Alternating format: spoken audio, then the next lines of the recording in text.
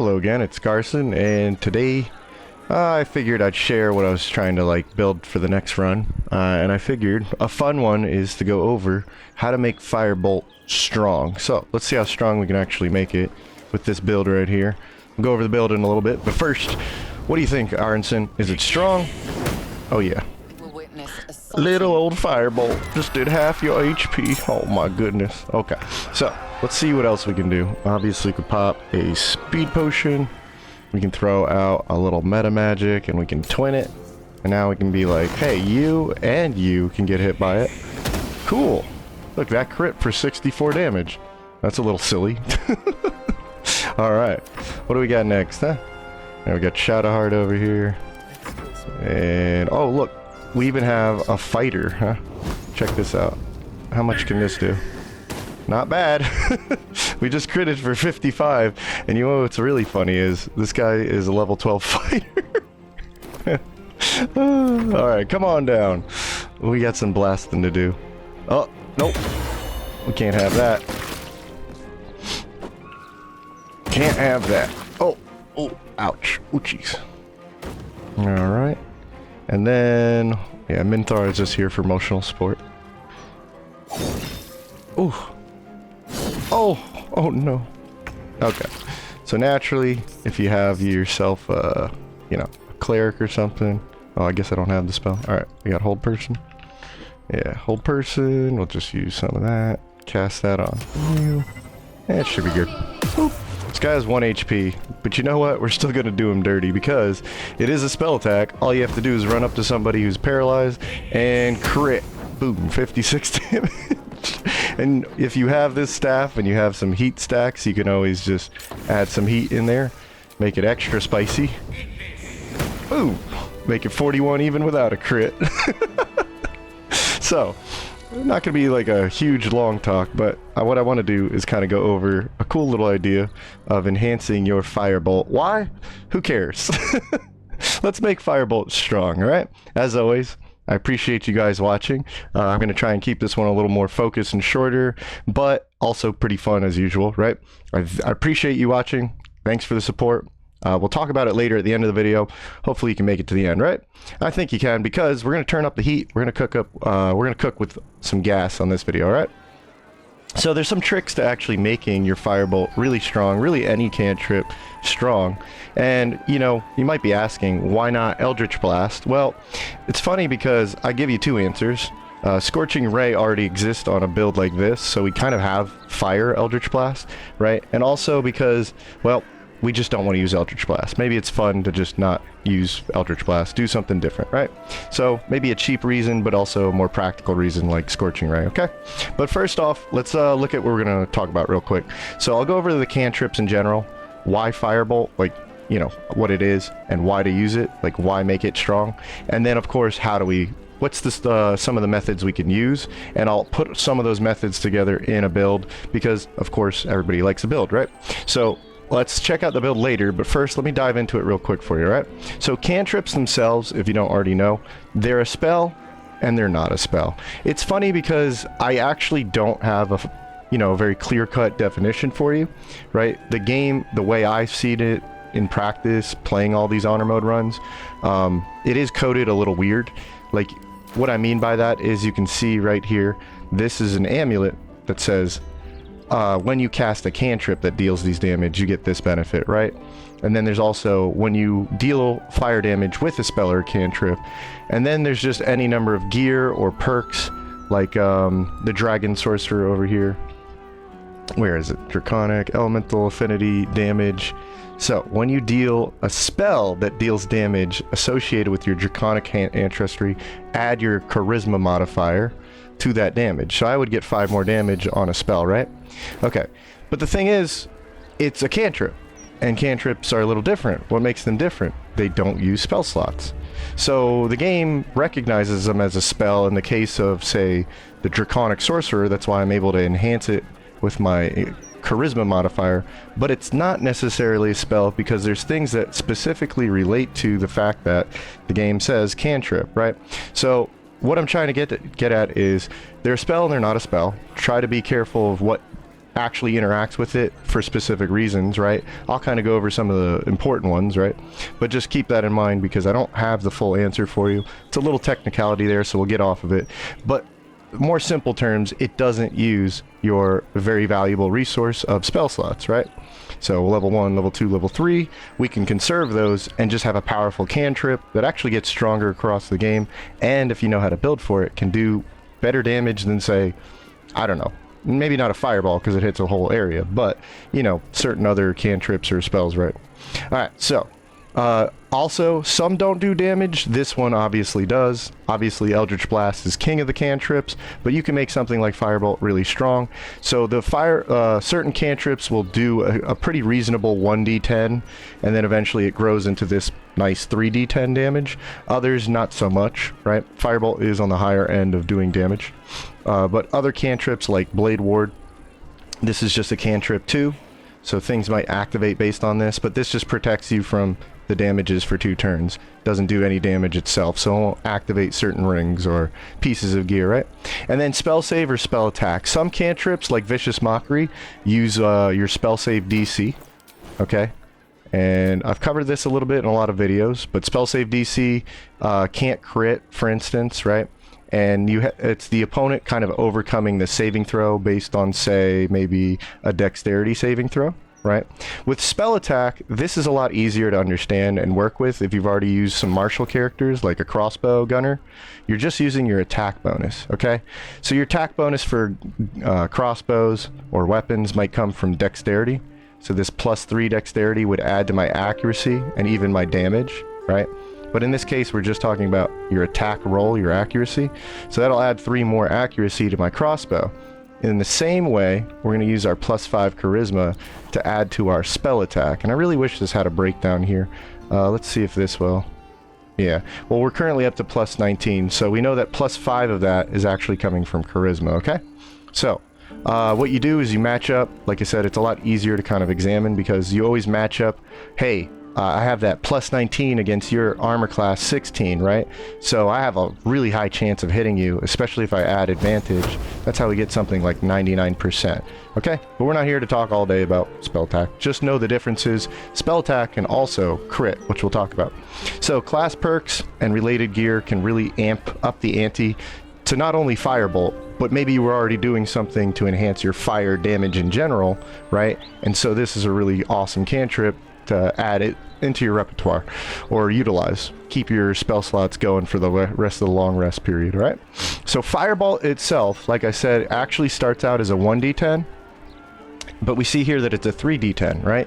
So before level 5, you'll have a cantrip that's 1d10 fire damage. It's pure fire. You don't get to control this too much, right? But, okay, it's got a high damage potential, right? And it can crit.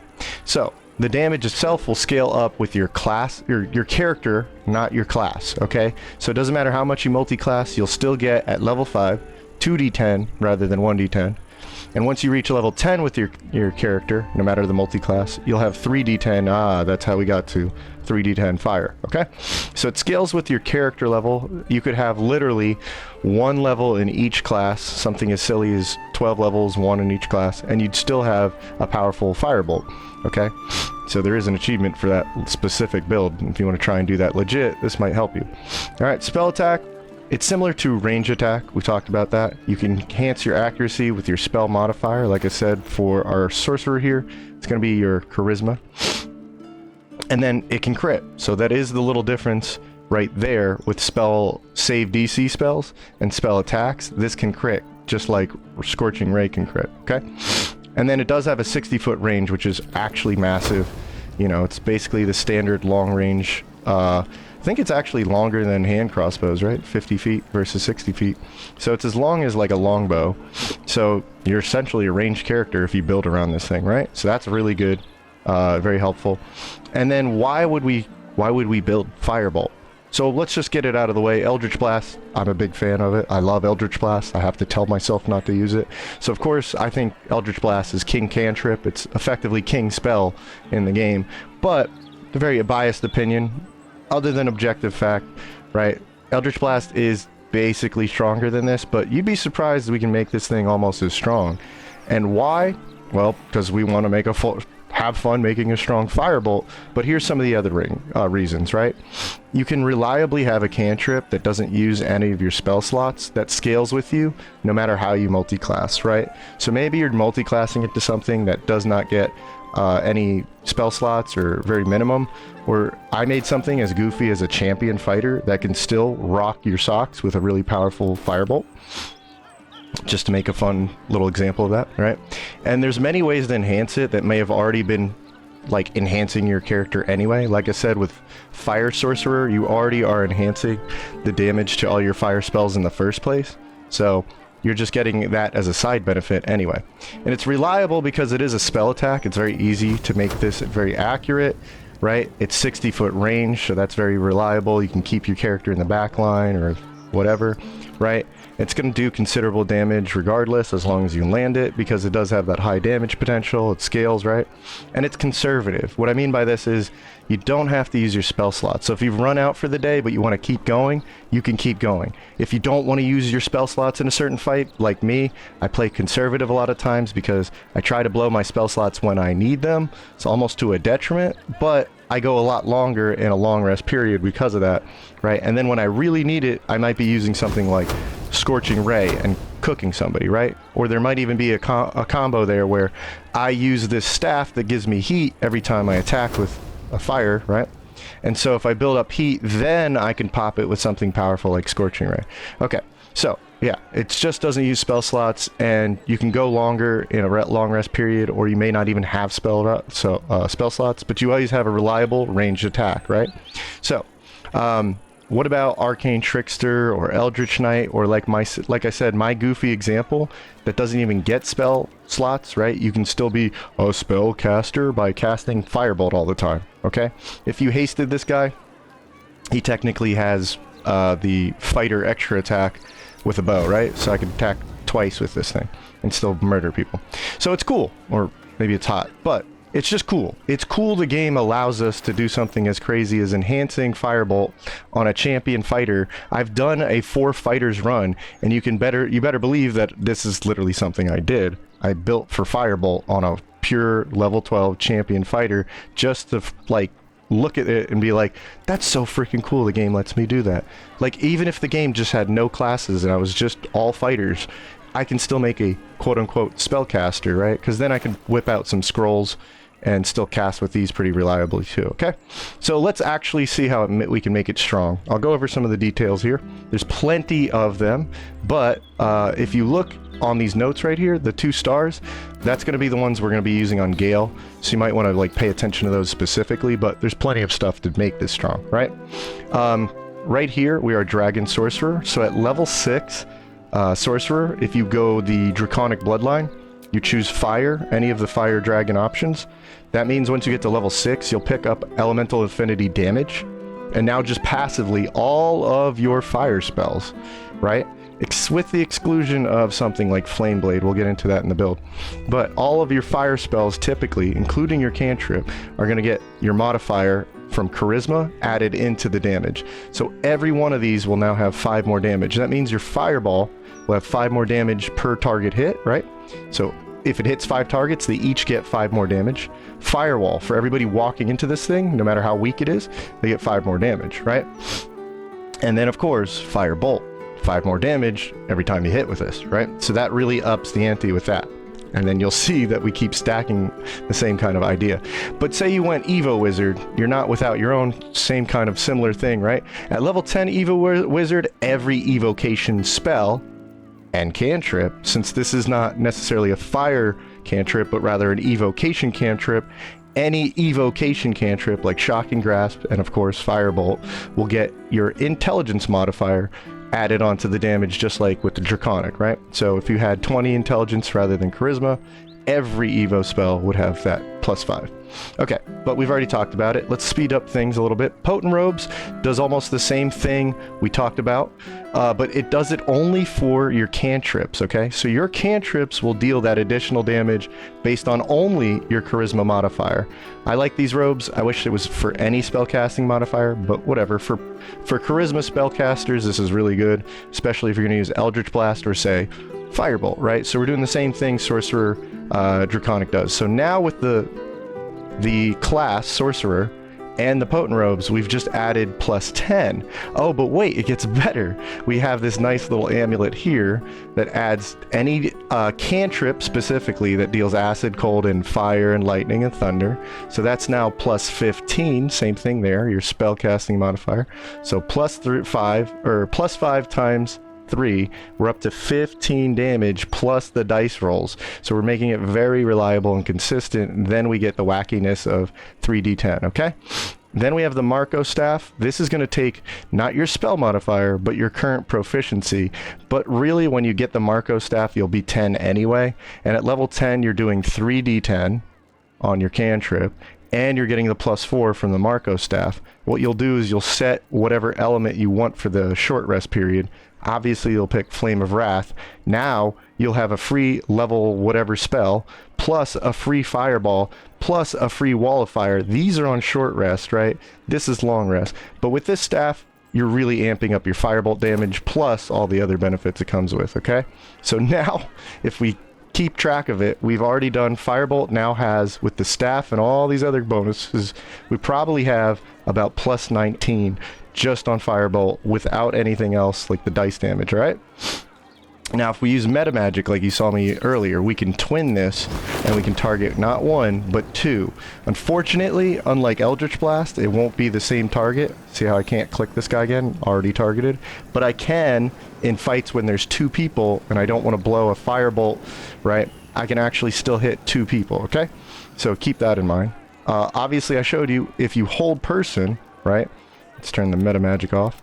But if we had someone like Shadowheart here, our cleric, what she could do is set up hold person. And so if I held these guys down with a hold person, right, I can go 1 and 2 reliably. Once they're held down, I can crit them, okay? So you can do hold crits. With hold person, you have to run up to them in the melee range, but you'll do that dice damage doubled up, okay? So if we look at Gale here, again, that 3d10 just became 6d10. That's the equivalent of maybe a level 6 spell. Like, that's crazy, okay?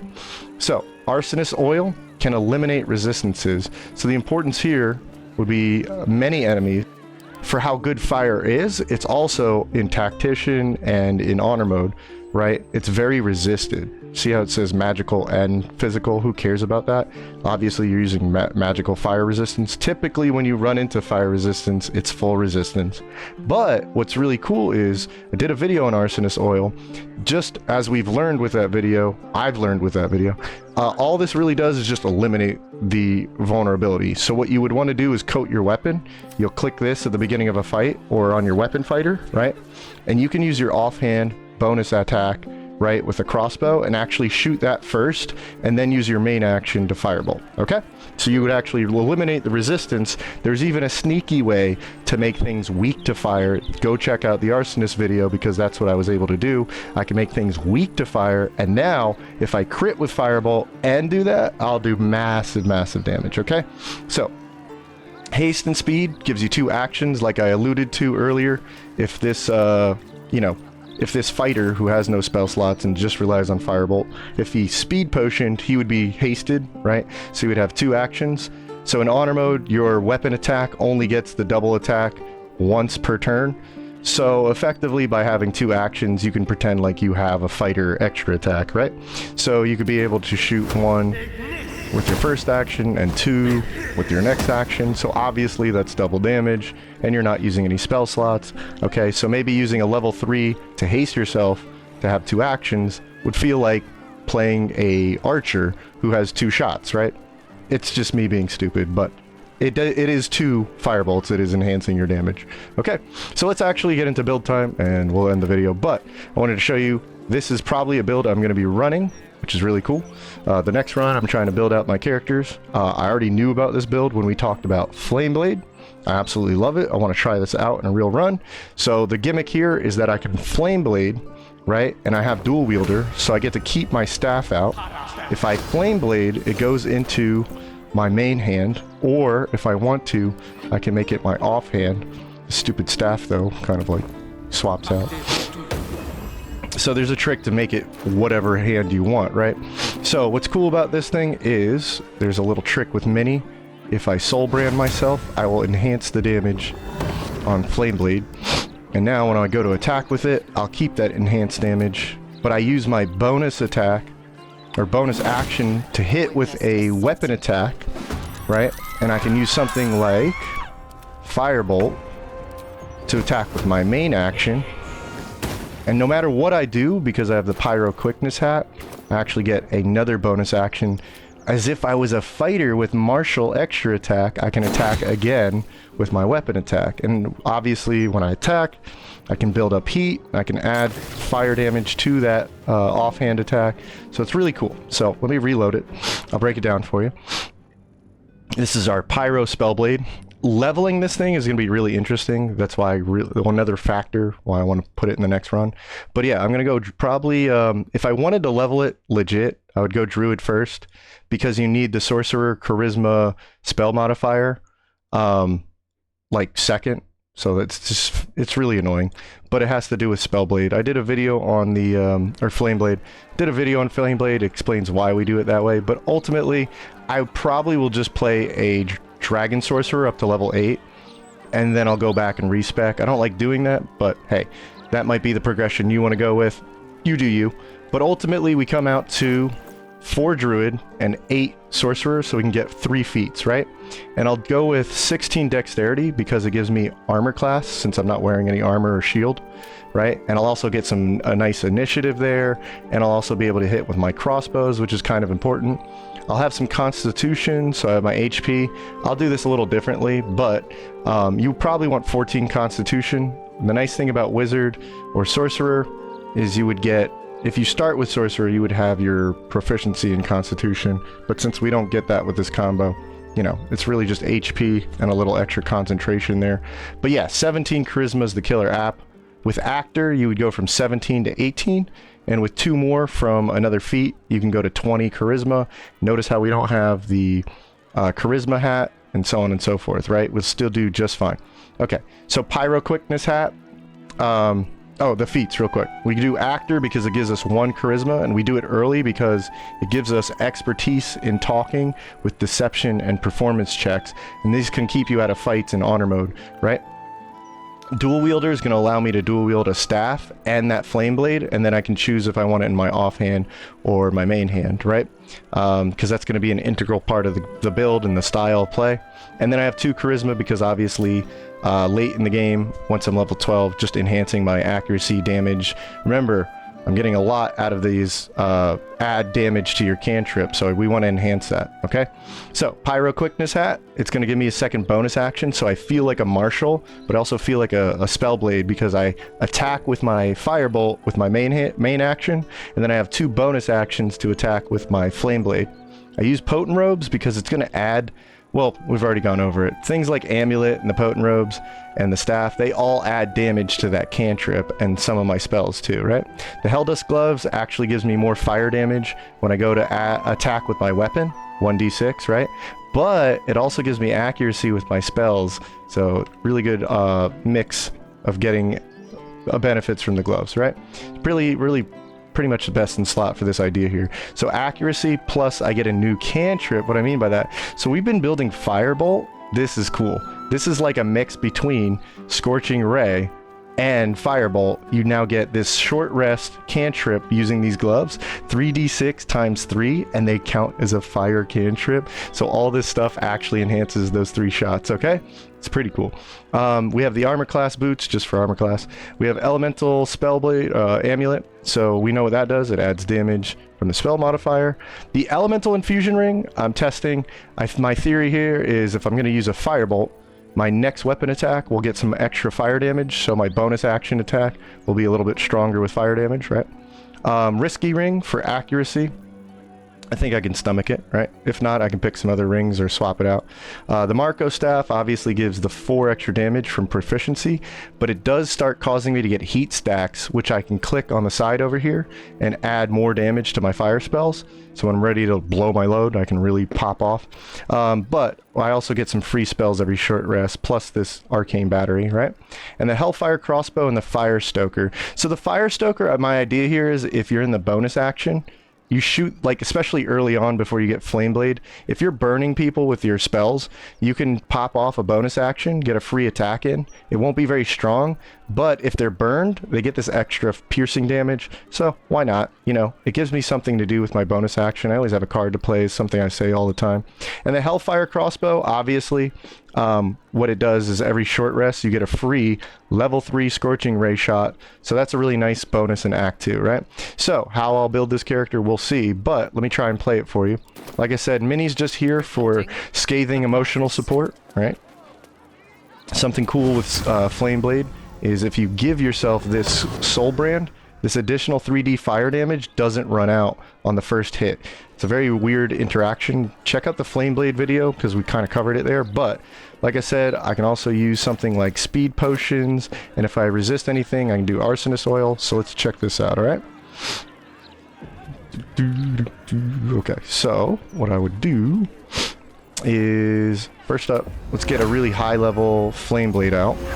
Like I said, if I'm using Firebolt, I can use my spell slots for something else, okay? And then what I can do is haste myself and start trouble. Okay. There we go. Alright, so now what I can do is try and hit me. I can use shield or improve ward. It's fine. Let's use just Gale. Okay, and now I can use Firebolt. I have 2 actions. And technically, I have 2 bonus actions. Oh, wait, I gotta use a spell, so hold on. So I gotta use a spell. How about we use Scorching Ray? When I use a fire spell, I get another bonus action. Okay, I got robbed though. Okay, we'll move on to the next turn. Oh no, he's going for Minnie. Oh, Minnie, no! That's what you get for bringing a level 1. What is this camera angle? Whoa. Nice. Alright, Asterion, if you would, go ahead, get Minnie up. She can still use her bonus action right now, so it doesn't matter if she fell down 100 times. As long as she's not dead, I can enhance my Fireblade with Soul Branding. Next turn. Okay, so now Gale, like I said, we can do is get a hold person on Shadowheart. Whoa, I can't spell today. There we go. Alright, so get that, cast this. I'll hold one of these guys for us. Cool. Gale. So we need to use a spell to get our extra bonus action. So let me go ahead, hit this guy offhand. Oh. Nice. There we go. I'm going to use a cantrip against you. Nice. Okay, and then we're going to use our free spell against you. Okay. Cool. I'm getting robbed on my bonus action. This is why I wanted to test this build. Alright, next turn. This guy's dead. In 30 minutes, your life is over. Okay. Use my speed potion, so we gotta wait again. Alright. There we go. Oh, yeah, obviously I could do better. But, check it out. So, I still have some heat stacks, and then what else could I do? Okay, I want to use this fire cantrip. So this is what I was talking about. If we use heat convergent, it's going to enhance this. This is like ray, scorching ray and firebolt mixed. And if I go up to somebody, we can just absolutely nuke this guy. Yeah, that's ridiculous. 345s basically. That's insane. Alright, so let's reload that one more time. Whoop. So yeah, obviously I'm trying to figure out how to optimally play this build for the next run. Just give you some ideas there too. And just for fun, before we go, like I said, I'm going to use Asterion. He's just a fighter, level 12. I'm not going to go over the build. Very easy to just follow along with what I've shown you here to build. And it's really not that practical. It's just for fun that you can even do this, alright? So this isn't like a fancy pants build. It's just funny to me that you could do this, right? So again, same thing. We have this cool Raise of Fire cantrip even. We have some free spells because we're using the Marco staff. It's the same principle here. We're just enhancing our damage with the necklace and the potent robes. And we even have the sharp caster, because my idea here is if it's a spell attack, I won't be rolling the 1s and 2s on that 3d10, okay? But yeah, let's just see how powerful it is if I haste myself. Pause, and let's get those actions in. Yes, look at that. That is a fighter 12 that just did half this guy's damage with a little dinky firebolt. I guess it's not that dinky anymore. 12 champion. There's no Eldritch Knight here. Alright, so this will finish him off. Boom. And then let me go check the damage for you. So yeah, 3d10 did 20 damage out of the potential 30. And this time, yeah, it even got the reroll. 22, so I think this hat is actually really reliable, especially if you're going to do something goofy like this. It just re-rolls those dices, so you're less likely to get a 1 and 2. And we can always action surge! Yeah! Action surge! And now I can go just nuke somebody like that. So, insane, right, if you know how to build for this little cantrip. But I'll leave it there, like I said. We're just trying to make this a little shorter as usual. But how do you play these builds? Just come watch the stream. If you want to know how to level these up, you can kind of get ideas just by watching. It's more fun when people come into the stream, and I love to answer questions and whatnot. I play on honor mode not to just show off. I actually do it so when you watch the streams or watch these videos, I can give you these ideas and you can tackle honor mode. It's not that it's super hard mode, it's actually just feels really rewarding beating it with your cool characters, even if you're not trying to go for the super sweaty try-hard stuff. Knowing how to build your characters and doing cool ideas like this Asterion build might be the difference to beating it, right? And then you feel awesome. So come into the streams or just leave a comment. I love answering them, try and give people ideas, or sometimes I learn from you guys, or just help you with a build. Let me know, because you guys are my sponsors, so I appreciate you for watching. If you made it this far and you want to support the channel, I've made member support as cheap as possible on YouTube, but just it really helps me out, and hopefully you can support the channel. But the best support is always just enjoying the video, so I hope that's what I did for you, even if I put you to sleep. All right, hey, you guys have a good one. I'll check you out in the next one. Have a great day.